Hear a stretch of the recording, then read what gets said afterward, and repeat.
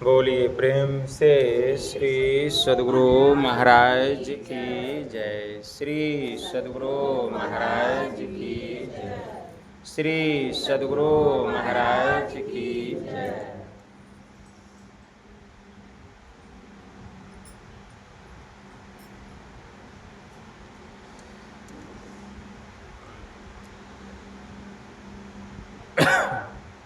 अखण्डमण्डलाकारं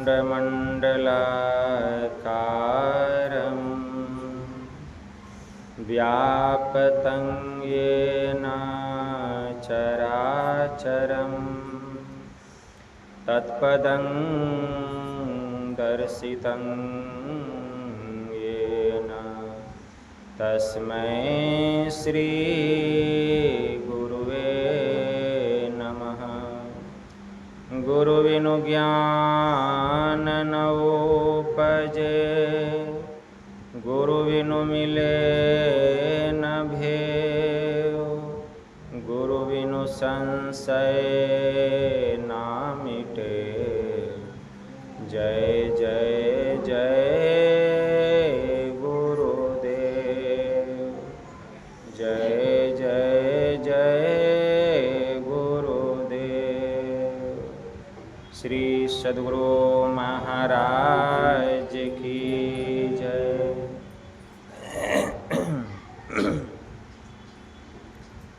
अव्यक्त रूप में परमाराध्य संत सद्गुरु महाराज के पावन कमल चरणों में बारंबार नमन। आदरणीय सत्संग प्रेमी गुरुजनों, भक्तिमती माताओं एवं धर्मशीला बहनों, आप लोगों को सर्वविदित हो चुका है कि यह संतमत सत्संग का आयोजन हमारे श्रद्धेय प्रेम जी के परलोकवासिनी माता श्री के अस्थूल शरीर छूटने के उपरांत उस दिवंगत आत्मा के परम कल्याण के लिए घर परिवार के समस्त लोगों ने मिलजुल कर यह संतमत सत्संग का आयोजन किए हैं। इस संतमत सत्संग के द्वारा ज्ञान योग युक्त एकमात्र ईश्वर भक्ति का संदेश दिया जाता है, उपदेश दिया जाता है।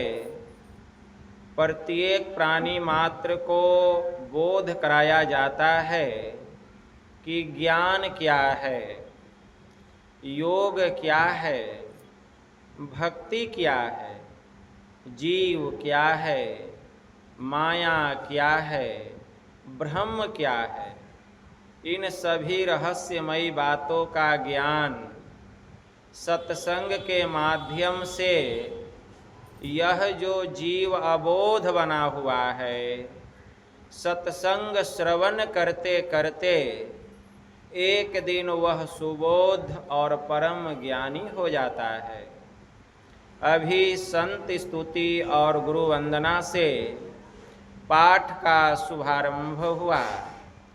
हम लोगों ने अति ही मनोयोग पूर्वक भक्ति युक्त ढंग से पाठ का श्रवण किया। तत्पश्चात श्री रामचरितमानस सार सटीक द्वितीय सोपान अयोध्या कांड से भी हम लोगों ने पाठ का श्रवण किया। पाठ के क्रम में हम लोग कर्म फल की प्रधानता के संबंध में श्रवण कर रहे थे। भगवान श्री रामचंद्र और माता जानकी जी पेड़ के पत्तों के बिछौने पर सोए हुए हैं। पेड़ के पत्तों के बिछौने पर सोए हुए हैं। यह देखकर गुह निषाद को बड़ा विषाद हुआ। गुह निषाद को बड़ा दुख हुआ कि कहाँ अयोध्या नगरी के शिरोमणि कुलभूषण महाराज दशरथ के पुत्र श्री राम और महाराज जनक की सुपुत्री जानकी जी, कहाँ तो इन्हें मलमल के रेशमीदार बिछौने पर सोना चाहिए। कहाँ तो मलमल के रेशमीदार बिछौने पर सोना चाहिए। भगवान श्री राम का बिछावन कैसा था जानते हैं? अयोध्या नगरी में महाराज दशरथ जी जो प्रभु श्री राम के लिए कमरा मिला था, उसका जो बिछावन था, आप लोग दूध दूहते होंगे। दूध दूहने के बाद दूध का फेन ऊपर ऊपर तैरने लगता है। दूध में दूध दूहने पर फेन देखते हैं तैरने लगता है, फेन से बाल्टी भर जाता है। उसी फेन के जैसा मुलायम भगवान श्री राम और माता जानकी जी का बिछावन था। दूध के फेन के जैसा। कितना मुलायम होगा बिछौना। लेकिन कहाँ, जंगल में पेड़ के पत्ते के बिछौने पर सोए हुए हैं। कौन? भगवान श्री राम और माता जानकी जी। यह देखकर गुह निषाद को बड़ा दुख हुआ और माता केकई को दोष देने लगे कि यह सब केकई की करतूत है। केकई के कारण ही प्रभु श्री राम को वनवास मिला है, जिसके कारण ये पेड़ के पत्तों पर सोए हुए हैं। केकई ने यह अच्छा नहीं किया। कुछ दूरी पर लक्ष्मण जी पहरा दे रहे हैं। लक्ष्मण जी सुन लेते हैं और जब सुन लेते हैं तो गुह निषाद से कहते हैं। गुह निषाद से क्या कहते हैं लक्ष्मण जी? कि हे मित्र, हे मेरे भाई, इसमें माता केकई का कोई दोष नहीं है। क्यों? क्योंकि सभी प्राणी को अपने किए हुए कर्मों का फल भोगना पड़ता है। सबको अपने किए हुए कर्मों का फल भोगना पड़ता है। इसमें किसी का कोई दोष नहीं। इसीलिए लक्ष्मण जी ज्ञान, विराग और भक्ति रूपी रस में सनी हुई मिश्रित बात मधुर वाणी में बोलते हैं। किसको बोलते हैं? गुह निषाद को बोलते हैं। क्या कह रहे हैं? गुह निषाद को कहते हैं, बोले लखना मधुर मृदु वाणी, अज्ञान विराग भगति रस सानी। ज्ञान, वैराग और भक्ति रूपी रस में सनी हुई मिश्रित बात मधुर वाणी में कह रहे हैं लक्ष्मण जी। ज्ञान, वैराग्य और भक्ति रूपी रस में सनी हुई बात। क्योंकि बिना ज्ञान का वैराग्य नहीं हो सकता, और जहाँ ज्ञान और वैराग्य समाप्त हो जाएगा वहाँ भक्ति का अस्तित्व ही नहीं रहेगा। भक्ति का अस्तित्व ही समाप्त हो जाएगा। इसलिए ज्ञान, वैराग और भक्ति रूपी रस में सनी हुई बात बोल रहे हैं, मिश्रित बात बोल रहे हैं। ज्ञान किसको कहा गया, वैराग्य किसको कहा गया और भक्ति किसको कहा गया, इसको भी समझना पड़ेगा। ज्ञान किसको कहा गया है? भगवान श्री राम ने लक्ष्मण जी से कहा, ज्ञान मान जहाँ एकौ नाही, देख ब्रह्म समान सब जग माही। कि ज्ञान उसी को कहा गया जहाँ किसी भी प्रकार की मान और सम्मान की भावना नहीं है, जो सब में, संपूर्ण चराचर प्राणियों में एक ब्रह्म को देखता है, यह ज्ञान है। अभी आप लोग देख रहे हैं सबके भीतर एक ब्रह्म को देख रहे हैं? नहीं देख रहे हैं। सबके भीतर एक ब्रह्म को देख रहे हैं?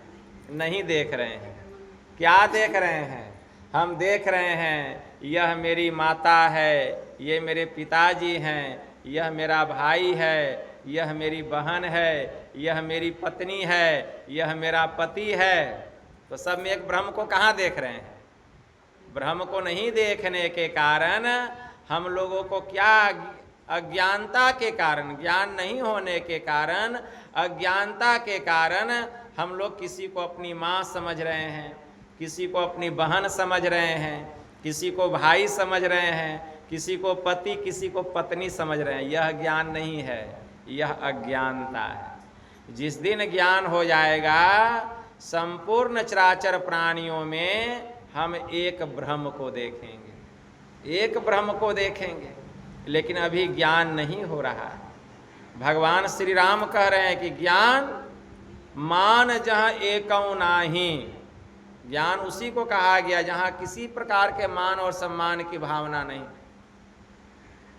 जो संपूर्ण चराचर प्राणियों में एक ब्रह्म को देखता है, यही ज्ञान है। तो एक ब्रह्म को अभी नहीं देख रहे हैं। एक ब्रह्म को जिस दिन देखने लग जाएंगे, ज्ञानवान हो जाएंगे। देख ब्रह्म समान सब माही। अभी संपूर्ण चराचर प्राणियों में एक ब्रह्म का ज्ञान नहीं हो रहा है। यह कैसे होगा? तो इसके लिए वैराग्य होना चाहिए, वैराग्य होना चाहिए। वैराग्य किसको कहा गया? भगवान श्री राम ने कहा, तात कहिए सो परम विरागी, अत्रिन सम सिद्धि तीन गुण त्यागी। परम वैरागी महापुरुष उसी को कहा गया जो संपूर्ण संसार के सुख को, संपूर्ण संसार के सुख को सूखे हुए तिनके के समान समझता है। तात कहिए सो परम विरागी, त्रिन सम सिद्धि तीन गुण त्यागी। जो तीनों गुणों की सिद्धियां, सतोगुण, रजोगुण और तमोगुण, सतोगुण, रजोगुण और तमोगुण। गुण कितना होता है? 3। याद रखिएगा, गुण कितना होता है? 3।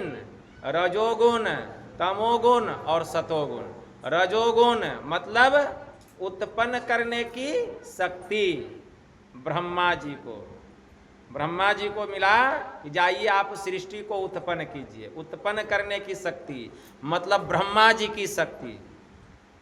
तमोगुण मतलब संहार करने की शक्ति, मतलब भगवान शिव जी की शक्ति। और सतोगुण पोषण करने की शक्ति, मतलब भगवान विष्णु की शक्ति। सतोगुण, रजोगुण, तमोगुण मतलब रजोगुण ब्रह्मा की शक्ति उत्पन्न करने की, सतोगुण पोषण करने की शक्ति भगवान विष्णु की शक्ति, और तमोगुण संहार करने की शक्ति भगवान शिव जी की शक्ति। ये तीनों प्रकार की सिद्धियों को, सतोगुण, रजोगुण और तमोगुण, तीनों प्रकार की शक्तियों को जो सूखे हुए तिनके के समान समझता है, उसी को परम वैरागी महापुरुष कहा गया। इसीलिए भगवान श्री राम कहते हैं कि तात कहिए सो परम विरागी, अत्रिन सम सिद्धि तीन गुण त्यागी। जो तीनों गुणों की सिद्धियों को सूखे हुए तिनके के समान समझता है, मतलब ब्रह्मा, विष्णु और शिव तीनों की शक्ति को वो सूखे हुए तिनके के समान समझता है, उसी को परम वैरागी कहा गया। इतना वैराग्य होना चाहिए, इतना वैराग्य। तो ज्ञान मान जह एकौ नाही, देख ब्रह्म समान सब माही। तात कहिए सो परम विरागी, त्रिन सम सिद्धि तीन गुण त्यागी। जो तीनों प्रकार के गुणों की सिद्धियों को सूखे हुए तिनके के समान समझता है, उसी को परम वैरागी कहा गया। वैराग्य के संबंध में मैत्रेयोपनिषद में मैत्रेय ऋषि का बड़ा अच्छा उपदेश है कि वैराग्य किसको कहा गया, सन्यास किसको कहा गया। मैत्रेय ऋषि ने बड़ा अच्छा कहा। ध्यान से सुनिए, ध्यान से सुनिएगा, बहुत ज्ञान होगा सत्संग में। लेकिन सत्संग में सुनने की प्रधानता है, जितना सुनेंगे उतना ज्ञान होगा। मैत्रेय ऋषि का उपदेश है, कर्म त्यागानन संन्यासो न प्रेक्षोचारणेन्तु संधो जीवात्मौरेक्यम संन्यासः परिकीर्तितः। कि कर्म का त्याग संन्यास त्याग नहीं कहलाता है, और न ही सन्यासी के दीक्षा मंत्र से कोई वैरागी या सन्यासी होता है, बल्कि संध्याओं की उपासना में जीवात्मा और परमात्मा का मिलन होना, एकता होना, यही असली सन्यास है, यही असली वैराग्य है। वैरागी वह नहीं है जो कि सभी प्रकार की इच्छाओं का मन से त्याग कर दे। अरे वैरागी तो वह है, सन्यासी तो वह है जो कि मन का भी त्याग कर दे, वही सन्यासी है, वही वैरागी है। उसके बाद ज्ञान, वैराग्य और भक्ति रूपी रस में सनी हुई मिश्रित बात लक्ष्मण जी बोल रहे हैं। तो वैराग्य के संबंध में क्या कहा गया? छोड़ दीजिए अगरबत्ती, रहने दीजिए, बैठिए, सत्संग सुनिए। सत्संग में सत्संग सुनने का महत्व है। सत्संग में जितना सत्संग सुनिएगा उतना ही ज्ञान होगा। तो मैं कह रहा था कि सन्यासी और वैरागी के संबंध में मैत्रेय ऋषि का महावाक्य है। क्या? कर्म त्यागानन सन्यासो न प्रेक्षोचारणेन्तु संधो जीवात्मोरेक्यम सन्यासः परिकीर्तितः, कि कर्म का त्याग सन्यास त्याग नहीं कहलाता है और न ही सन्यासी के दीक्षा मंत्र से ही कोई सन्यासी होता है, बल्कि संध्याओं की उपासना में जीवात्मा और परमात्मा का एकता होना, यही असली सन्यास है। संध्याओं की उपासना में ध्यान करते करते जिस दिन, जिस क्षण, जिस पल यह आत्मा परमात्मा में मिलकर एक में एक हो जाए, वही असली सन्यास है, वही असली सन्यास है। मैत्रेय ऋषि कहते हैं उसी को असली सन्यास कहा गया, वही असली वैरागी है।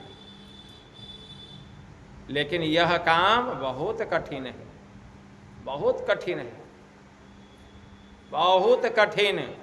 ईश्वर की भक्ति को, ईश्वर की भक्ति करके ईश्वर को प्राप्त करना, यह बहुत कठिन काम है।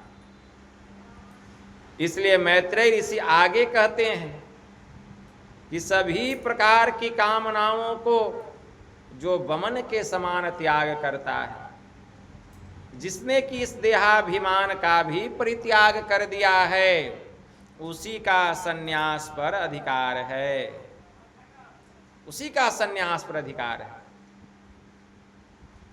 यदा मनसि वैराग्यम जातम सर्वेषु वस्तुषु तदेव सन्न्यसे द्विद्वानन्यथा पतितो भवेत। मैत्रेय ऋषि कहते हैं कि सभी प्रकार के विषयों से मन में जब भी वैराग्य उत्पन्न हो जाए, तब ही विद्वान को सन्यास धारण करना चाहिए। प्राकारांतर में अगर वह सन्यास धारण कर भी लिया है तो एक दिन उसका पतन हो जाएगा, निश्चित है कि उसका पतन होगा। तो जब तक सभी प्रकार के विषयों से मन में वैराग्य उत्पन्न नहीं होगा, तब तक वह सन्यासी नहीं हो सकता, वह विरक्त नहीं हो सकता। द्रव्यार्थम नन वस्त्रार्थम इह प्रतिष्ठार्थ में वा सन्न्यसे दुभय भ्रष्टे सह मुक्तिम नाप्तुम अर्हति। कहते हैं जो अन्न के लिए, वस्त्र के लिए, पद के लिए, प्रतिष्ठा के लिए, द्रव्य के लिए जो सन्यास धारण करता है, वह उभय मतलब नीच, संसार और परमार्थ दोनों से भ्रष्ट होकर वह मुक्ति को कभी प्राप्त नहीं कर सकता। इसीलिए उत्तमा तत्व चिंतेव मध्यमम शास्त्र चिंतनम अधम मंत्र चिंता च तीर्थ भ्रांति धमाधम। तत्व का चिंतन करना मतलब अपनी आत्मा को जानने के लिए ध्यान करना, यह उत्तम है। शास्त्र का चिंतन करना मध्यम है, मंत्र का चिंतन करना अधम है, और तीर्थ का भ्रमण करना यह अधमाधम है। इसको नीच से भी नीच बतलाया गया है। इसलिए अपने को जानने के लिए इस आत्मा का ध्यान करना यही उत्तम ध्यान है। थोड़ा पानी पिलाइए, प्यास लगा। यही उत्तम ध्यान है। तो अपने को जानिए, तो अपने को कौन जानेगा? जिसके अंदर में वैराग्य आएगा। जब वैराग्य आएगा तब क्या होगा? भक्ति होगा। लक्ष्मण जी ज्ञान वैराग और भक्ति रूपी रस में शनि वही बात कह रहे हैं, भक्ति होगा। जब तक विरक्ति नहीं होगी भक्ति नहीं होगी। धर्म ते वीरति अयोग ते ज्ञाना अज्ञान मोक्ष प्रद वेद बखाना। जब हम धर्म का कोई काम करते हैं तो मन में वैराग्य उत्पन्न होता है। जब धर्म का ही काम नहीं करेंगे तो मन में विरक्ति कैसे आएगी? मन में विरक्ति तब आएगी जब हम धर्म का काम करेंगे, जब कोई अनुष्ठान करेंगे, जब हम सत्संग करेंगे। यह धर्म का काम है। सत्संग करते करते मन में वैराग्य उत्पन्न होगा, और जब मन में वैराग्य उत्पन्न होगा तब भक्ति होगी। और जब भक्ति करेंगे तब भक्ति करते करते तब ज्ञान की प्राप्ति मतलब परमात्मा की प्राप्ति होगी। वही लक्ष्मण जी कह रहे हैं कि बोले लखन मधुर मृदुवाणी अज्ञान वैराग्य भगति रससानी। लक्ष्मण जी ज्ञान वैराग्य और भक्ति रूपी रस में सनी हुई मिश्रित बात मधुर वाणी में बोलते हैं। क्या कह रहे हैं कि काहू न को सुख दुख कर दाता निज कृत कर्म भोग सुनु भ्राता। कि हे मेरे भाई, इस संसार में कोई किसी को सुख दुख देने वाला नहीं। इस संसार में कोई किसी को सुख दुख देने वाला नहीं है।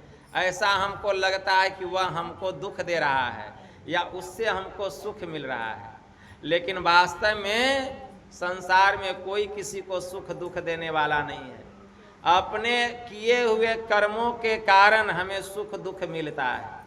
जिस प्रकार का कर्म हम करते हैं उसी प्रकार का फल समय आने पर परमात्मा हमें देते हैं। पता नहीं किस जन्म का फल किस जन्म में जीव को भोगना पड़े, यह कहा नहीं जा सकता है। लक्ष्मण जी कह रहे हैं कि काहू न को सुख दुख कर दाता निज कृत कर्म भोग सुनु भ्राता। कि है ए मेरे भाई, अपने ही किए हुए कर्मों का फल प्रत्येक जीव को भोगना पड़ता है। अपनी अपनी करनी अपने अपने साथ करे सो आगे आवे। बाप के करनी बाप पूत के पूत ही पावे। जोरू को जोरू खसम खसम को फलता। अपनी करनी सेती जीव सब पार उतरता। नेकी बदी है संग और न संगी कोई। देख बूझे विचार संगे जई है दुई। अब पलटू करनी और के नहीं और के मात। अपनी अपनी करनी अपने अपने साथ।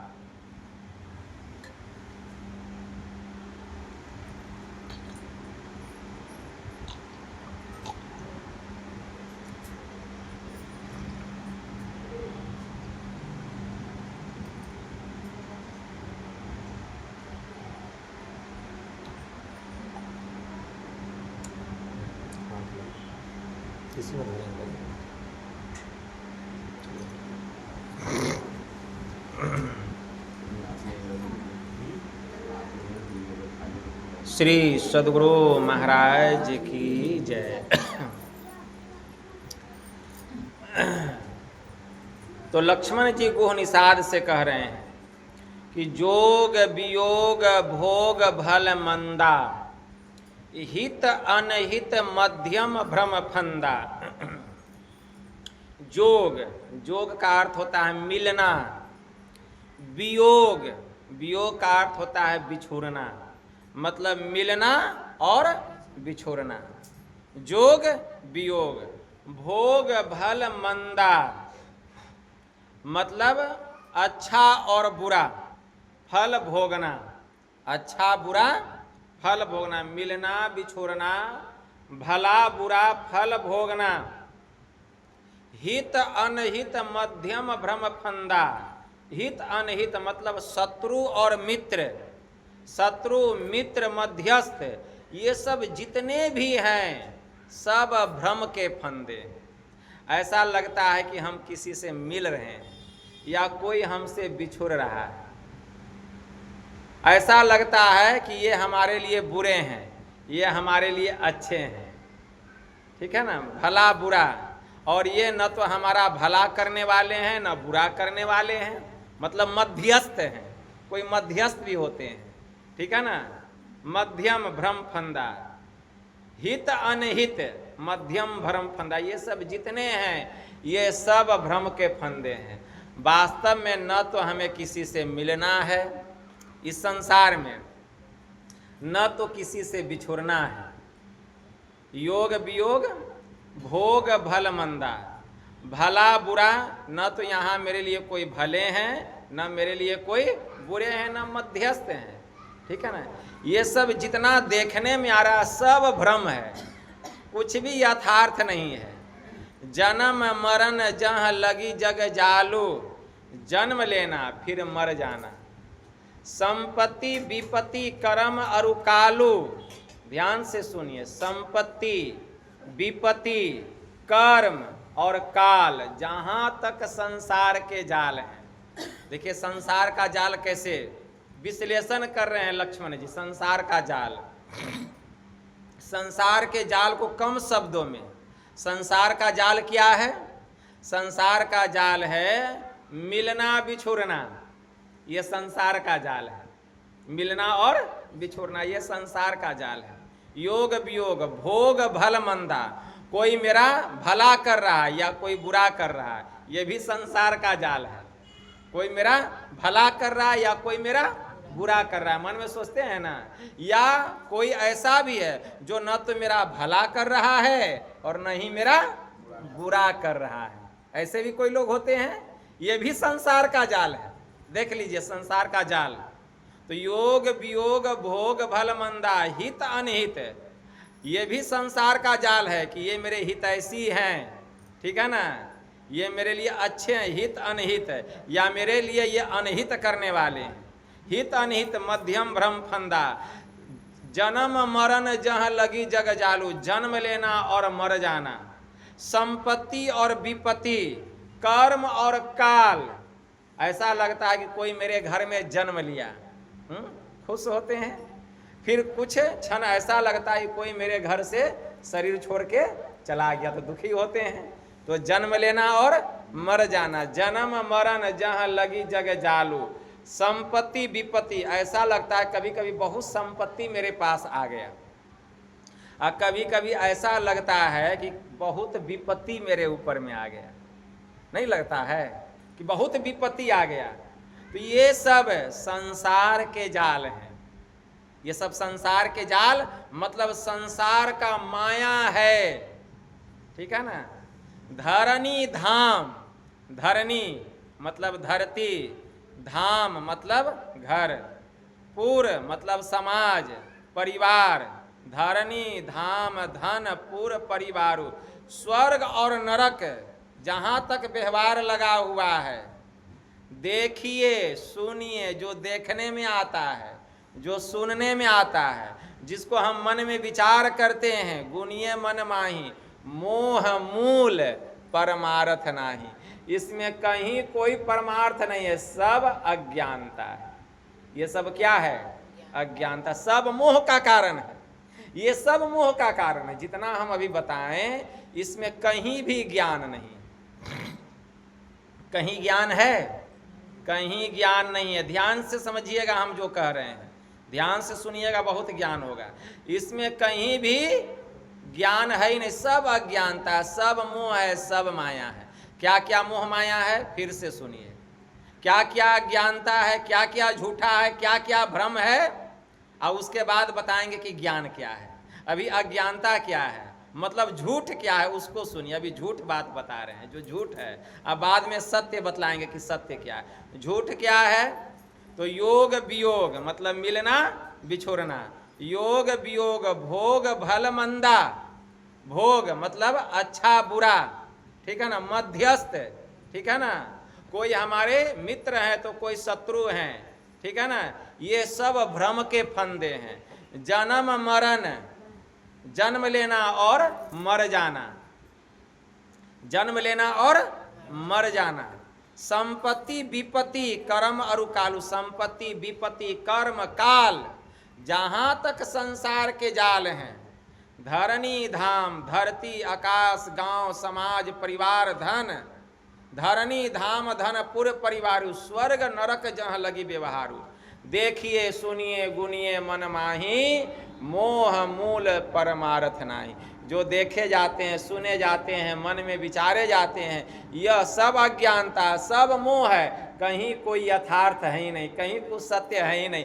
और उसी में हम जीव परे हुए हैं, इसी में हम जीव परे हुए हैं, और इसमें पर करके हम जीवात्मा इसी को सत्य समझ रहे हैं, इसी को सत्य समझ रहे हैं, इसमें पर करके, लेकिन वास्तव में यथार्थ कुछ भी नहीं है, सब असत्य है। इसलिए अंत में एक दोहा आया। दोहा क्या आया?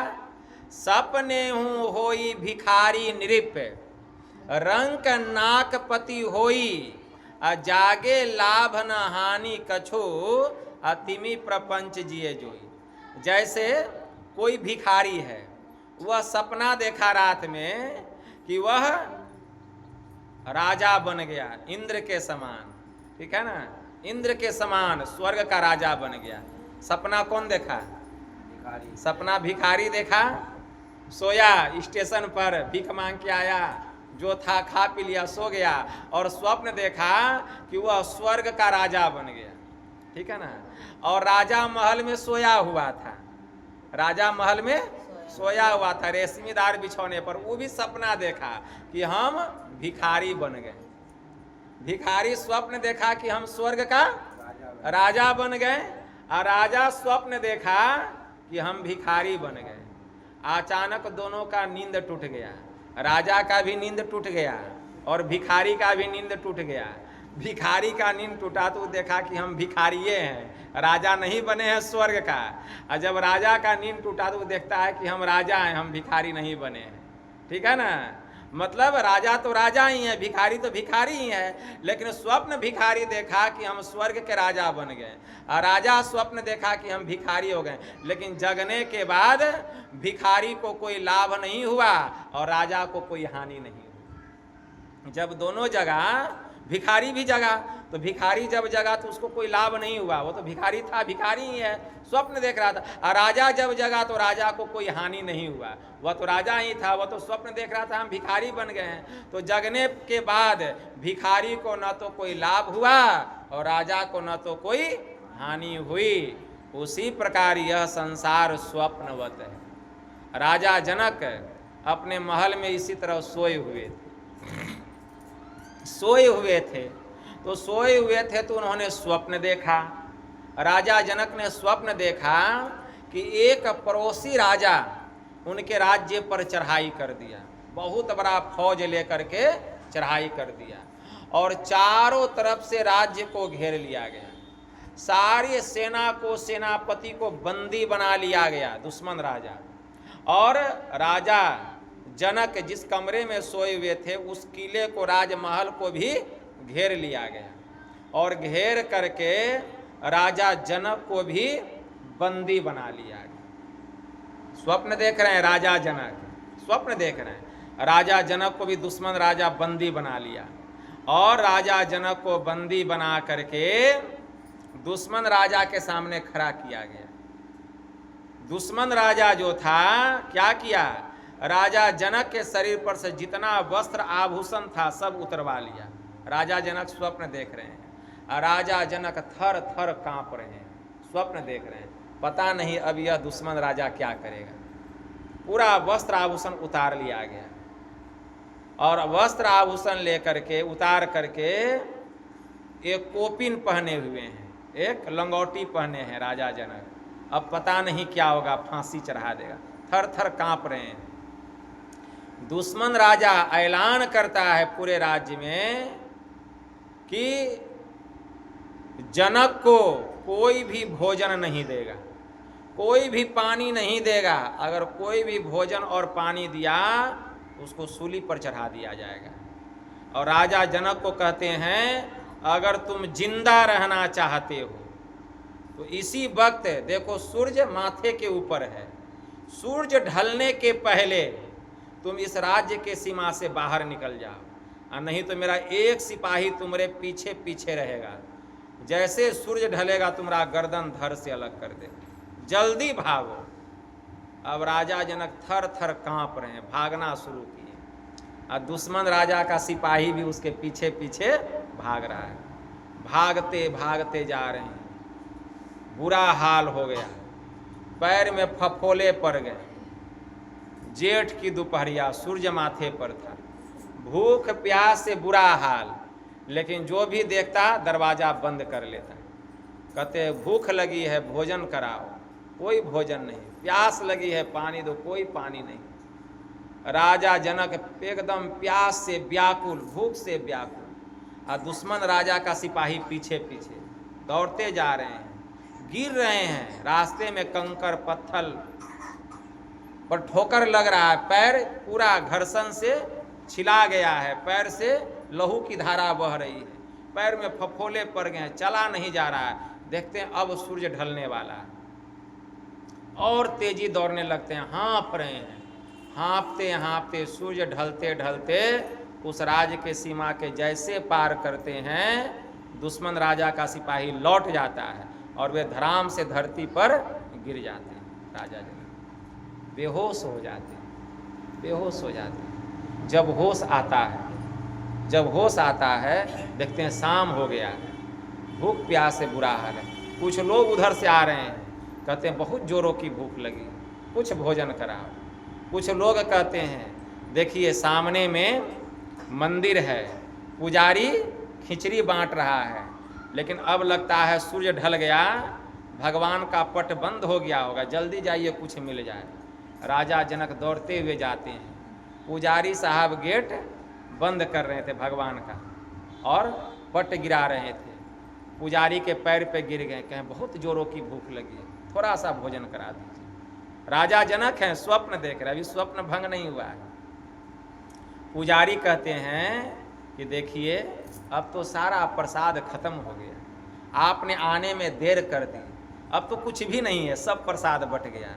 कहा देखिए हंडी में जो खुरचन है उसी को निकाल के खिला दीजिए। पुजारी को लगा बहुत भूखा है, तो क्या करते हैं, हंडी में छोलनी से खुरचते हैं खुरचन, उसमें जो खिचड़ी का प्रसाद जो बना था, अब खुरच करके इतना खिचड़ी का खुरचन निकालते हैं, और जैसे राजा जनक के हाथ में देने लगते हैं, संध्या का समय था, चील ऊपर में मंडरा रहा था, जैसे खुरचन दिए, चील झपट्टा मारा लेके उड़ गया, चील झपट्टा मारा खुरचन पे और ले करके उड़ गया। और जैसे झपट्टा मारा, राजा जनक की नींद टूट गई।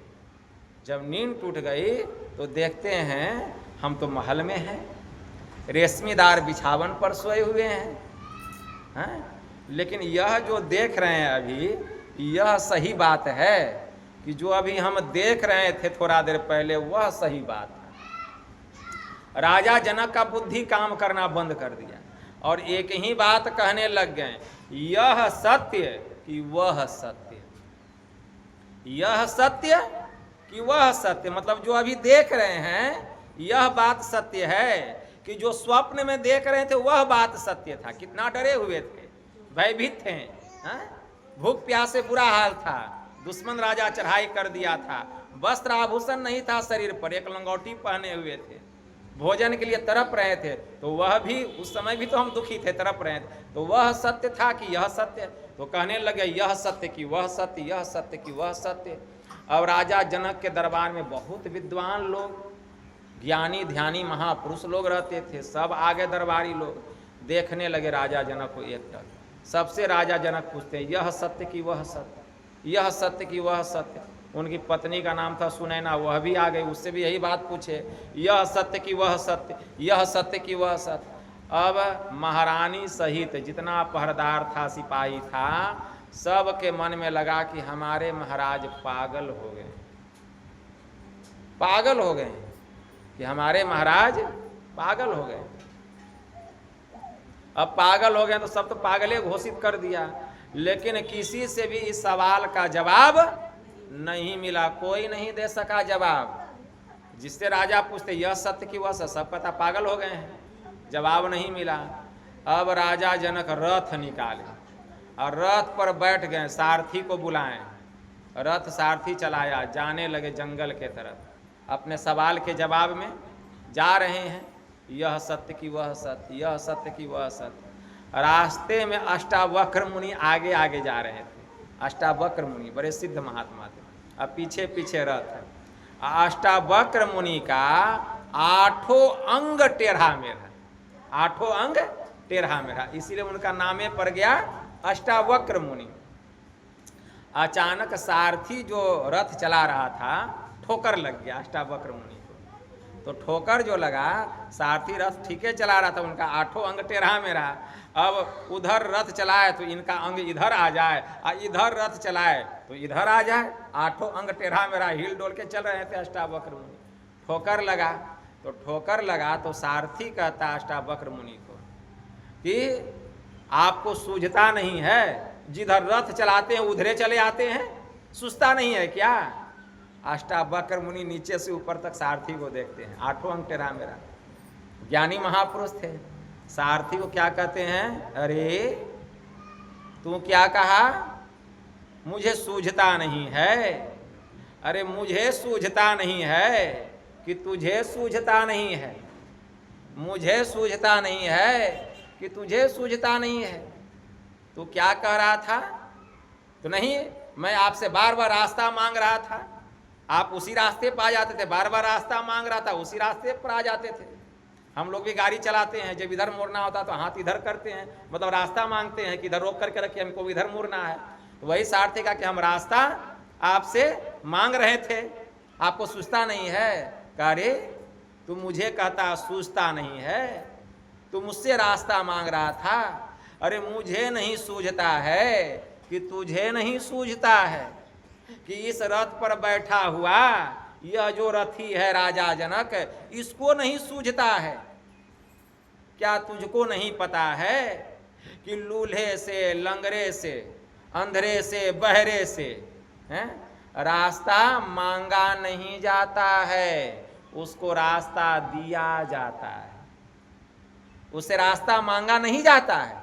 लूल्हा, लंगरा, अंधरा, बहरा से रास्ता मांगा जाता है, उसको रास्ता दिया जाता है। तू नहीं देख रहा है कि मेरा 8 अंग टेढ़ा मेढ़ा है, और तू कह रहा है कि मैं रास्ता मांग रहा था? तुझे सूझता नहीं है? या इस रथ पर जो ये रथी राजा जनक बैठा, इसको नहीं सूझता है? जाओ, आज के बाद ज्ञान सीखो। अगर ऐसे टेढ़े मेढ़े अंग का आदमी मिल जाए, उसे रास्ता मत मांगना, उसको रास्ता देना। जाओ। और यह जो राजा है कहाँ जा रहा है?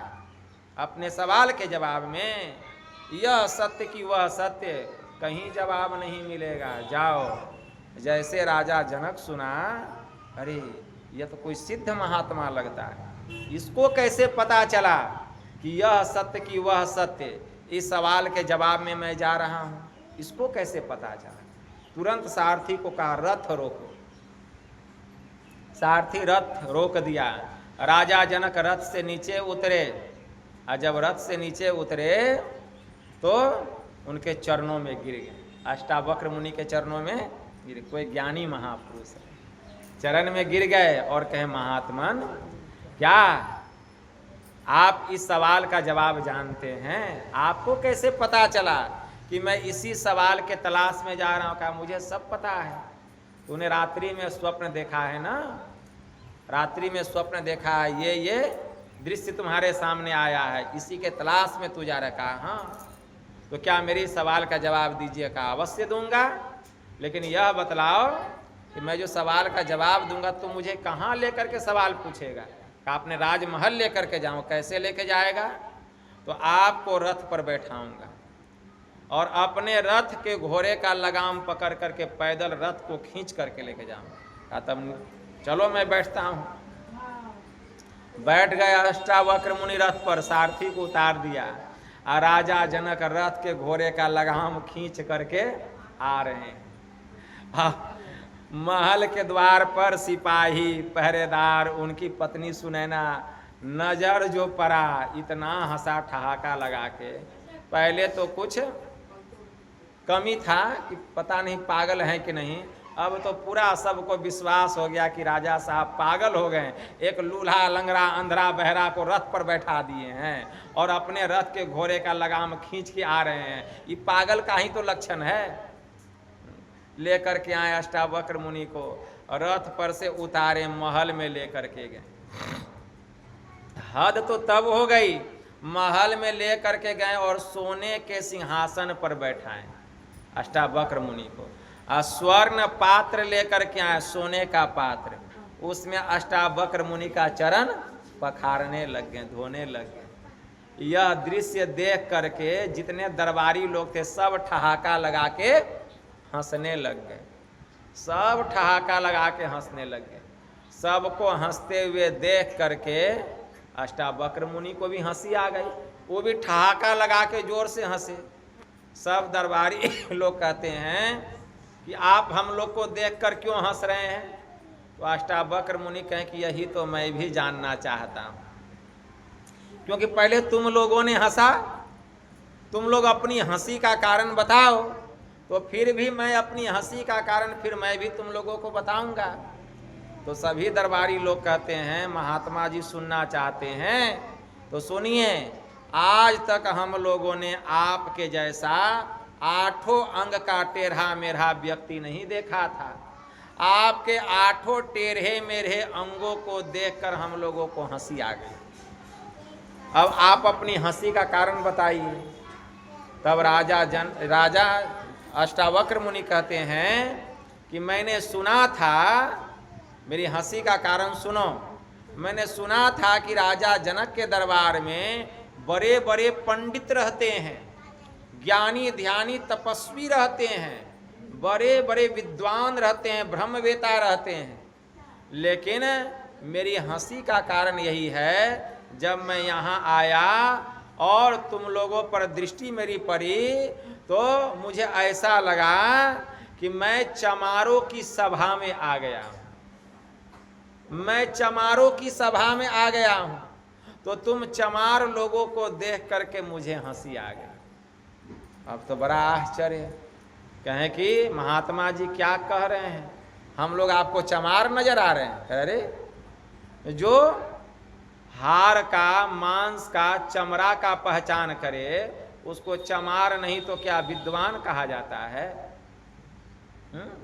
तुम लोग मेरे 8 टेढ़े मेरे अंग को देखे, तुम लोगों को हंसी आ गई। लेकिन इस 8 टेढ़े मेरे अंग के भीतर में जो आत्मा है उसको तुम लोगों ने नहीं देखा।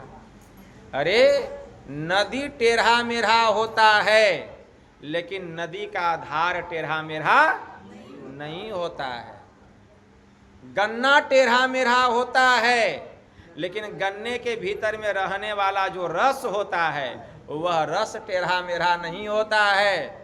मनुष्य का शरीर टेढ़ा मेढ़ा, छोटा मोटा, लंबा नाटा होता है, लेकिन शरीर के भीतर में रहने वाली जो आत्मा है वह टेढ़ी मेढ़ी, लंबी मोटी, नाटी नहीं होती है। तो तुम लोगों ने मेरे टेढ़े मेढ़े अंगों को देखा, इस शरीर के भीतर में रहने वाले आत्मा को नहीं देखा। तो तुम लोग आत्मज्ञानी कहाँ से, ब्रह्म ज्ञानी कहाँ से? तुम लोग तो चमार हो जो मेरे टेढ़े मेढ़े चाम के अंगों को देख। सब की गर्दन शर्म से नीचे झुक गई कि बात तो सही है, सबकी गर्दन झुक गई। अब वहीं पर राजा जनक भी बड़े प्रसन्न हुए। राजा जनक कहते हैं महाराज मेरे सवाल का समाधान कीजिए, यह सत्य कि वह सत्य। तो वहीं पर अष्टावक्र मुनि कहते हैं कि राजन न यह सत्य और न वह सत्य, न यह सत्य न वह सत्य, केवल तुम सत्य। कैसे? तो देखो, जब तुम जग गए तो तुमने देखा कि मैं रेशमी मलमल के बिछावन पर सोया हुआ हूँ, तो जगने पर भी तुम थे। और जब तुम स्वप्न देख रहे कि दुश्मन राजा ने मेरे ऊपर चढ़ाई कर दिया है, मेरे राज्य को चारों तरफ से घेर लिया है, मुझे बंदी बना लिया है, मुझे राज्य से बाहर निकाल दिया है, मैं भूख प्यास से तड़प रहा हूँ, तो उस समय भी तुम थे, उस समय भी तुम थे। लेकिन जब तुम जग गए तो वह स्वप्न अवस्था तुम्हारे लिए झूठ हो गया, और जिस समय तुम स्वप्न देख रहे थे तो यह अवस्था जो अभी जगे हुए हो तुम्हारे लिए असत्य थी, लेकिन स्वप्न में भी तुम और जगने के बाद भी तुम, दोनों जगह तुम, इसलिए राजन तुम सत्य, और न यह सत्य न वह सत्य। मतलब जो अभी हम जगे हुए हैं यह भी सत्य नहीं है, और जो हम स्वप्न देखते हैं वह भी सत्य नहीं। सत्य कौन? मैं, मतलब यह आत्मा सत्य। तो अगर हम चाहते हैं कि सत्य का ज्ञान हो जाए, हम झूठ से ऊपर हो जाएं, हम अज्ञानता से निकल जाएं, ज्ञान मंडल में चले जाएं, तो आत्मा को जानना पड़ेगा, अपने को जानना पड़ेगा। तो आज तक अपना ज्ञान हुआ? आज तक अपना ज्ञान हुआ? अपना ज्ञान नहीं हुआ। तो जब तक अपना ज्ञान नहीं हुआ है हम अज्ञान में हैं। जिस दिन अपना ज्ञान हो जाएगा हम अज्ञानता से ऊपर उठ जाएंगे। तो आप कौन हैं? यह आत्मा ही सत्य है। तो आत्मा के बारे में जानते हैं? आप आत्मा के बारे में नहीं जानते। आप कहते हैं यह हाथ मेरा है, मतलब यह हाथ आपका है, आप हाथ नहीं हैं, हैं? आप कहते हैं यह आंख मेरी है, तो आंख न मेरा है जी, हम आंख नहीं हैं। हम कहते हैं यह नाक मेरी है, नाक मेरा है, हम नाक नहीं हैं। हम कहते हैं यह शरीर मेरा है, लेकिन हम शरीर नहीं हैं। इस शरीर से जब हम निकल जाते हैं, माता जी शरीर से निकल गई तो शरीर थी, अगर शरीरे रहती तो फिर सत्संग क्यों होता, श्राद्ध क्यों होता? श्राद्ध इसलिए ना होता है कि शरीर से जो आत्मा निकल गया उस आत्मा को सुख मिले, शांति मिले, इसी के लिए हम लोग श्राद्ध करते हैं, सत्संग करते हैं। तो उसका ज्ञान आज तक हुआ? हम जो भीतर में रहते हैं यह जो आत्मा है, आत्मा का ज्ञान नहीं हुआ। तो यह जो मनुष्य का शरीर मिला है इसी काम के लिए मिला है कि आप अपने को जानिए, और यह काम गाय, गधा, कुत्ता, बैल के शरीर में नहीं होगा, यह ज्ञान इसी मनुष्य के शरीर में होगा और किसी शरीर में नहीं होगा। इसलिए एक फकीर ने कहा, इबादत है किसी नासाद को फिर साध कर देना, इबादत है किसी नासाद को फिर साध कर देना, इबादत है किसी बर्बाद को फिर आबाद कर देना। यही सीखा है सागर हमने मुर्शद के कदम को छूकर, खुदा से हो अगर मिलना पता खुद का लगा लेना। जब तक खुद का ज्ञान नहीं होगा, जब तक अपना ज्ञान नहीं होगा, परमात्मा की पहचान नहीं होगी। इतना सुंदर शरीर मिला है, फैशन में रंग बिरंग का साड़ी, रंग बिरंग का कपड़ा, रंग बिरंग का भोजन, रंग बिरंग का लिपस्टिक, तो क्या पाउडर, तो क्या तेल, तो क्या साबुन, मतलब शरीर को सजाने में, शरीर को चमकाने में कि हम कभी बूढ़ा नहीं दिखें, हरदम जवाने दिखें, हैं? शरीर को नया नया कपड़ा, रंग बिरंग का भोजन, इस शरीर के सुख सुविधा में इतना जीवन बर्बाद कर दिए, लेकिन आज तक अपना ज्ञान नहीं हुआ। एक दिन राम नाम सत्य हो जाएगा और यह जीव कीड़ा मकोड़ा, गाय, गधा, भैंस, सांप, बिच्छू के शरीर में चला जाएगा, फिर मनुष्य का शरीर नहीं मिलेगा। यह मनुष्य का शरीर मिला है अपने को जानने के लिए कि हम कौन हैं, क्योंकि यह ज्ञान इसी शरीर में होगा, मनुष्य के शरीर में, और किसी शरीर में होने वाला नहीं है। इसीलिए भगवान कृष्ण ने कहा, आहार निद्रा भय मैथुनश्च सामान्य में तत् पशु भृंद्रानाम ज्ञानम नरानाम अधिकम विशेषो ज्ञानेन ही न पशु भी समान। आहार मतलब भोजन करना, निद्रा मतलब सोना, भय मतलब डरना, मैथुन मतलब संतान को पैदा करना। और यह काम, चार काम तो पशु भी करता है। अगर यही हम मनुष्य का शरीर पाकर हम भी यही चार काम कर रहे हैं तो हम में पशु में अंतर क्या है? ज्ञानम नरानाम अधिकम विशेषो। भगवान ने कहा अगर मनुष्य को ज्ञान हो जाए तो मनुष्य पशु से श्रेष्ठ है, और नहीं तो ज्ञानेन ही न पशु भी समान। ज्ञान से जो हीन मानव है वह पशु के समान है। तो ज्ञान होना चाहिए, अपना ज्ञान। यह मनुष्य का शरीर में कैसे होगा अपना ज्ञान? इसी के लिए भक्ति, इसके लिए भक्ति करना पड़ेगा, भक्ति करना पड़ेगा। कैसे? गुरु से ज्ञान लेकर के आप कंप्यूटर चलाते हैं, कंप्यूटर चलाइए। सरकारी नौकरी करते हैं, नौकरी कीजिए। आप किसान हैं, खेती करते हैं, खेती कीजिए। आप व्यापारी हैं, व्यापार कीजिए। लेकिन ईश्वर की भक्ति क्यों नहीं करते? ईश्वर की भक्ति करते हुए सब काम को कीजिए। इससे क्या होगा? लोक भी बनेगा, परलोक भी बनेगा। ठीक है ना। गुरु महाराज गए सत्संग करने के लिए, सर्वधर्म सम्मेलन था मुरादाबाद में। 7 धर्म के लोगों को बुलाया गया। सबको अपने अपने धर्म को बारे में, अपने धर्म की खूबी के बारे में कहा गया। कहिए, 7 धर्म के लोग आए थे मुरादाबाद में। गुरु महाराज भी गए थे मुरादाबाद, परम संत बाबा देवी साहब वहाँ रहते थे। 7 धर्म के अनुयायी आए थे और सभी धर्म के लोग अपने अपने धर्म की खूबी के बारे में कह रहे थे। वहाँ आए थे आर्य समाजी और देव समाजी। आर्य समाजी और देव समाजी दोनों में झगड़ा होने लगा। किस बात को लेके? आर्य समाजी कहते हैं कि कोई यह कहता है कि ईश्वर नहीं है तो यह बात हम मानने वाले नहीं हैं। और देव समाजी कहते कि कोई अगर कहता है कि ईश्वर है तो यह बात हम मानने वाले नहीं हैं। देव समाजी कहते कोई यह कहता है कि ईश्वर है तो यह बात हम मानने को तैयार नहीं है। और आर्य समाजी कहते कोई यह कहता है कि ईश्वर नहीं है तो यह बात हम मानने को तैयार नहीं है। अब उस सभा का संचालन कर रहे थे नंदन बाबा। कौन? मुरादाबाद में रहते थे नंदन बाबा, बाबा देवी साहब के शिष्य थे। अब वो नहीं रहे शरीर में, शरीर छूट गया। नंदन साहब थे महर्षि में ही परमहंस जी महाराज के गुरु भाई। तो नंदन साहब आए और गुरु महाराज महर्षि में ही परमहंस जी महाराज के पास माइक दे दिए और कहें कि हजूर अब आप ही कोई ऐसा प्रवचन सुनाइए कि दोनों धर्मों के लोग के बीच जो झंझट चल रहा है कि ईश्वर है और नहीं है, यह झंझट खत्म हो जाए। तो गुरु महाराज का वहाँ महामंडित प्रवचन हुआ था। महामंडित प्रवचन। गुरु महाराज कहने की कृपा किए कि पहले ईश्वर है कि नहीं है, इस बात को एक जगह रख दिया जाए कुछ देर के लिए, कि ईश्वर है कि नहीं, एक जगह रख दिया जाए। पहले यह बतलाइए, आप सुख चाहते हैं कि दुख चाहते हैं? तो कोई यह कहेगा कि हम दुख चाहते हैं? कोई नहीं कहेगा कि हम दुख चाहते हैं। हर कोई कहेगा कि हमको सुख चाहिए। हर कोई कहेगा कि हम सुख चाहते हैं। तो गुरु महाराज कहते हैं, अच्छा यह बतलाइए, हर कोई कहते हैं कि हमको सुख चाहिए, तो आप सुख में हैं कि दुख में हैं? हृदय पे हाथ रख के कहिए कि यहाँ जितने लोग आए हैं आप सुख में हैं कि दुख में हैं?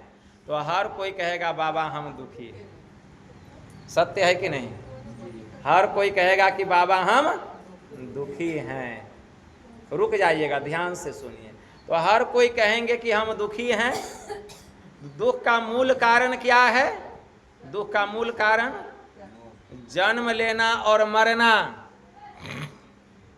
आदमी जन्म नहीं ले और मरे नहीं तो दुख काहे का होगा? जन्म लेना और मरना यही सबसे बड़ा दुख है। गुरु महाराज कहे ना, आवागमन सम दुख दूजा है नहीं जग में कोई। आवागमन मतलब बार बार जन्म लेना और बार बार मर जाना, कितना दुख है। यही सबसे बड़ा दुख है, जन्म लेना और मरना। तो इस दुख से छूटना चाहता है हर कोई कि जब जन्म ही नहीं लेंगे तो मरेंगे क्यों? अब मरेंगे ही नहीं तो जन्म क्यों होगा? तो जन्म मरण के चक्र से छुटकारा मिल जाए, जन्म मरण के चक्र से छुटकारा मिल जाए। तो इसके लिए क्या करना पड़ेगा? जन्म मरण के चक्र से छूटने के लिए क्या करना पड़ेगा? तो इसके लिए ईश्वर की भक्ति करनी पड़ेगी। इसके निवारण के लिए प्रभु भक्ति करनी चाहिए। तो आ न गया ईश्वर है कि नहीं है, इसका जवाब मिल न गया। जो गुरु महाराज कहें कि इस बात को एक कोने में रख दिया जाए, ईश्वर है कि नहीं है, तो दुख से छूटने के लिए क्या करना चाहिए? ईश्वर की भक्ति। तो ईश्वर की भक्ति करना, तो इसका मतलब ईश्वर है तब ना ईश्वर की भक्ति कर रहे हैं। तो समाधान हो गया कि ईश्वर है। अगर दुख से छूटना है तो ईश्वर की भक्ति करना पड़ेगा। ईश्वर की भक्ति कौन करेगा? मनुष्य करेगा। पशु पक्षी से नहीं होगा ईश्वर की भक्ति, मनुष्य करेगा। तो भक्ति कैसे करें? ईश्वर की भक्ति करने के लिए गुरु चाहिए। गुरु चाहिए। क्योंकि गुरु ही ईश्वर भक्ति करने की युक्ति बतलाएंगे।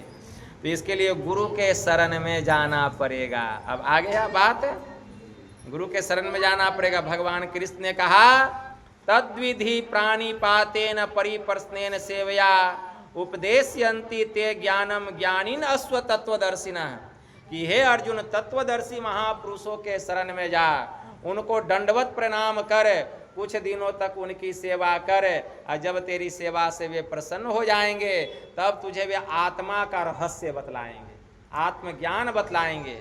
और उस ज्ञान को जान के जब तू भक्ति करेगा, जब तू भक्ति करेगा, ध्यान करेगा, योग करेगा, भक्ति करेगा, तो पहले तुझे अपने स्वरूप का ज्ञान होगा, तदंतर मेरे स्वरूप की पहचान होगी, और तू सदा के लिए दुखों से मुक्त हो जाएगा।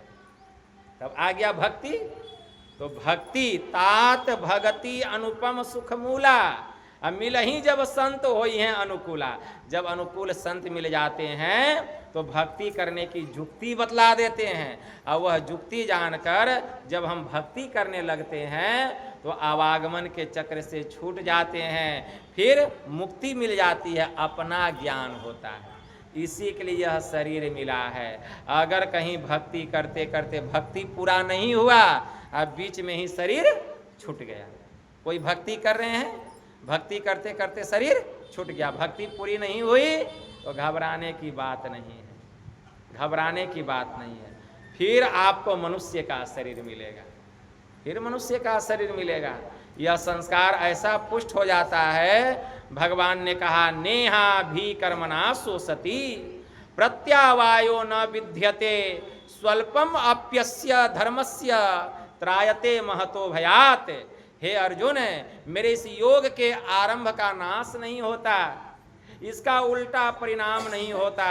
जो गुरु से ज्ञान लेके थोड़ा सा भी भक्ति करना शुरू कर देता है और उसका शरीर छूट जाता है, तो उसको मैं महाभय से बचा लेता हूँ। मतलब वह पशु पक्षी की जोनी में नहीं जाता, बार बार जीव को मनुष्य का शरीर मिलता है, और प्रत्येक जन्म में जहाँ से उसका भक्ति छूट गया है वहाँ से भक्ति प्रारंभ करता है। जैसे जहाँ तक आप कोई काम कर लिए हैं, फिर जन्म हुआ, फिर वहाँ से आप काम कीजिएगा, शुरू से नहीं करना पड़ेगा, जहाँ से कर लिए हैं उसके बाद करना पड़ेगा। करते करते करते करते किसी न किसी जन्म में एक दिन मुक्ति की प्राप्ति हो जाती है, अपना ज्ञान होता है, यह आत्मा परमात्मा में जाकर के प्रतिष्ठित हो जाता है, सदा के लिए जीव मुक्त हो जाता है, जीव का परम कल्याण हो जाता है। इसी के लिए यह मनुष्य का शरीर है।